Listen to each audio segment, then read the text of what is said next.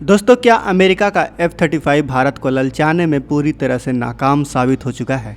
और आखिर ऐसा क्या हुआ कि जब भारत यूरोप के साथ 6th generation stealth fighter jet की एक बेहद सीक्रेट डील की तरफ कदम बढ़ा रहा है, तो पेंटागन के बंद कमरों में शमशान जैसा सन्नाटा छा गया है।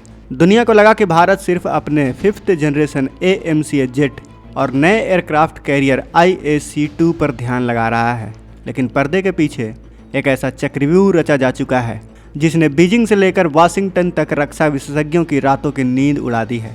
क्या भारत का IAC-2 समंदर के बीच बीच 6th जनरेशन के अदृश्य घातक ड्रोन का मदरशिप बनने जा रहा है?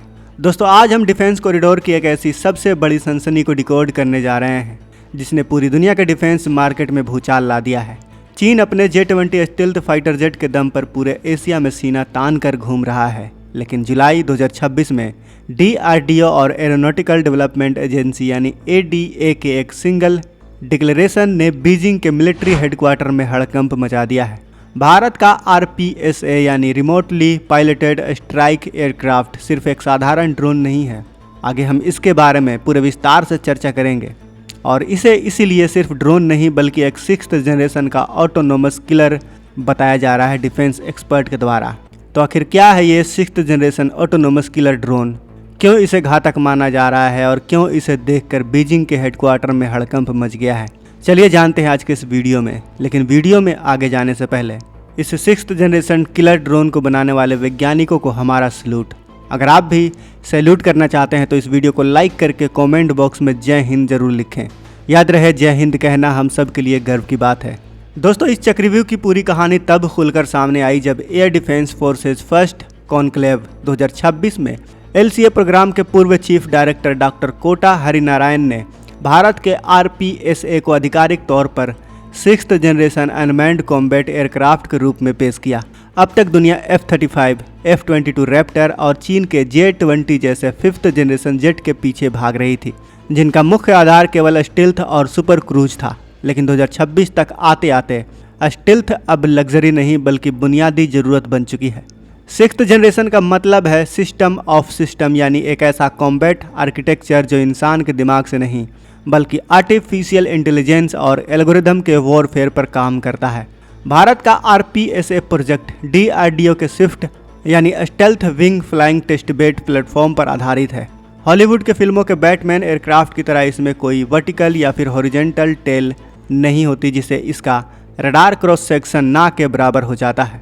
इसमें लगा एटोल यानी automatic take off and landing system इसे बिना किसी मानवीय हस्तक्षेप के खुद उड़ान भरने, मिशन पूरा करने और वापस बेस पर लौटने की काबिलियत देता है। इसके सारे हथियार इसके पंखों के नीचे लटकने के बजाय इसके आंतरिक वेपन बे यानी इंटरनल वेपन बे में छुपे होते हैं, जिससे दुश्मन के एडवांस रडार पर भी यह केवल एक छोटी सी चिड़िया जैसा निशान छोड़ता है। लेकिन असली तबाही तब मचती है जब इस RPSA को भारत के स्वदेशी AMCA फाइटर जेट के साथ जोड़ा जाएगा। भारत की असली रणनीति MUM यानी मैन अनमैन्ड टीमिंग है।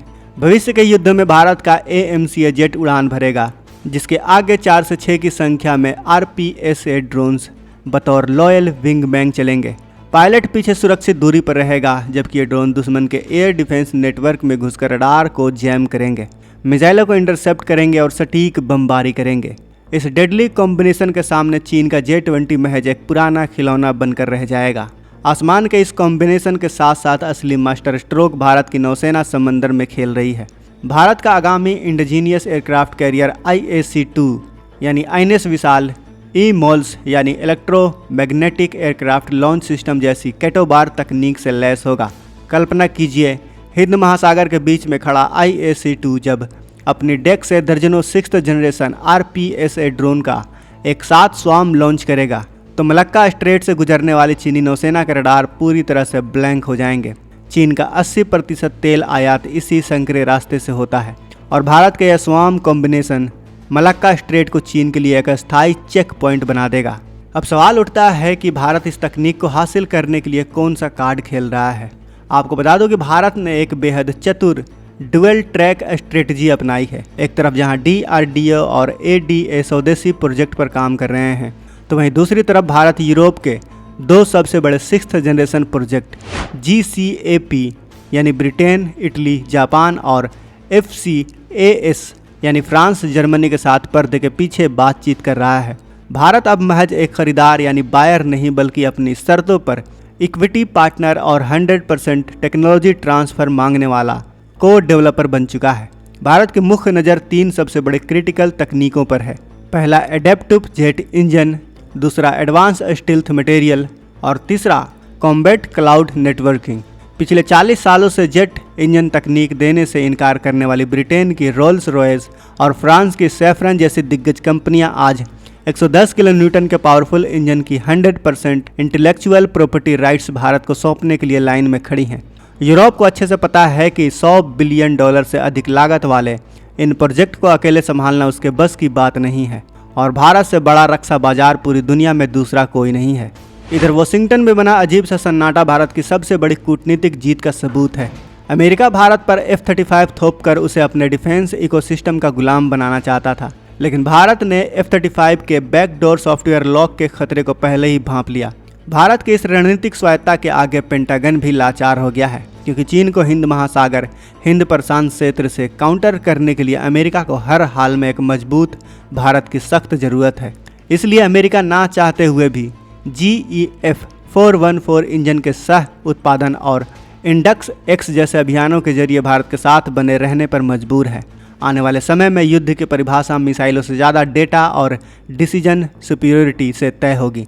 भारत का 6th generation combat cloud second के 100वें हिस्से में डेटा प्रोसेस करके खुद तय करेगा कि किस रडार को जैम करना है और किस टारगेट को ध्वस्त करना है।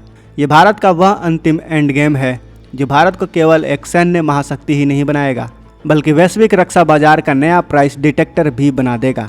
आपकी जानकारी के लिए बता दूं कि भारत भले ही जेट इंजन के मामले में पीछे है, लेकिन भारत ने खुद का कावेरी 2.0 इंजन बनाकर तैयार कर लिया है और उसे भले ही फाइटर जेट में इस्तेमाल ना कर पाए भारत, लेकिन उसे ड्रोन में तो इस्तेमाल कर ही सकता है। भारत ने इतना पावरफुल इंजन बनाकर तैयार तो कर ही लिया है जिसका इस्तेमाल भारत अपने ड्रोन्स में कर सकता है, और इसीलिए भारत अब एक ऐसा 6th जनरेशन ड्रोन बना रहा है जिसे देखकर दुश्मनों के पसीने छूटने तय हैं। तो दोस्तों, आज के इस वीडियो में बस इतना ही। आपको क्या लगता है, क्या भारत सही राह पर जा रहा है? क्या भारत को आज के ज़माने के हिसाब से फाइटर जेट नहीं बल्कि एक से बढ़कर एक ड्रोन्स बनाने चाहिए? क्या लगता है आपको? अपनी राय हमें कमेंट बॉक्स में ज़रूर बताएं। वीडियो पसंद आई हो तो वीडियो को लाइक करें, अपने दोस्तों के साथ शेयर करें, और अगर आपने अभी तक इस चैनल को सब्सक्राइब नहीं किया है तो इस चैनल को भी सब्सक्राइब कर लें। मिलते हैं अगले वीडियो में। जय हिंद, जय भारत।